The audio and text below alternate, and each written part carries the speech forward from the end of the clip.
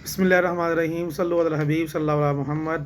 Welcome to my channel Irfan business idea 92। Dear viewers, आज की video में इंशाल्लाह आपको एक ऐसा प्रिस्क्रिप्शन बताने लगा, ऐसा नुस्खा जिसको पढ़ने से इंशाअल्लाहुल करीम आपकी नज़र तेज़ होगी। अगर कमज़ोर हो तो उसको इंशाअल्लाह ताला और तक़वियत नसीब होगी।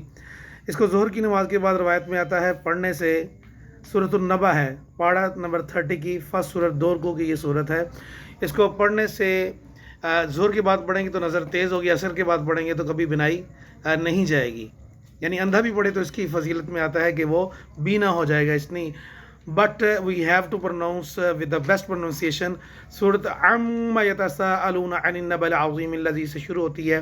2 रुकू की सूरत है। असर की नमाज और ज़ोहर की नमाज के बाद पढ़ें और असर की इंशाअल्लाह करीम आपकी बनाई। ये प्रिस्क्रिप्शन है रिमूविंग द ग्लासेस। आपकी बनाई इंशाअल्लाह लौट आएगी या तेज़ हो जाएगी। तो इसको अपनी ज़िंदगी का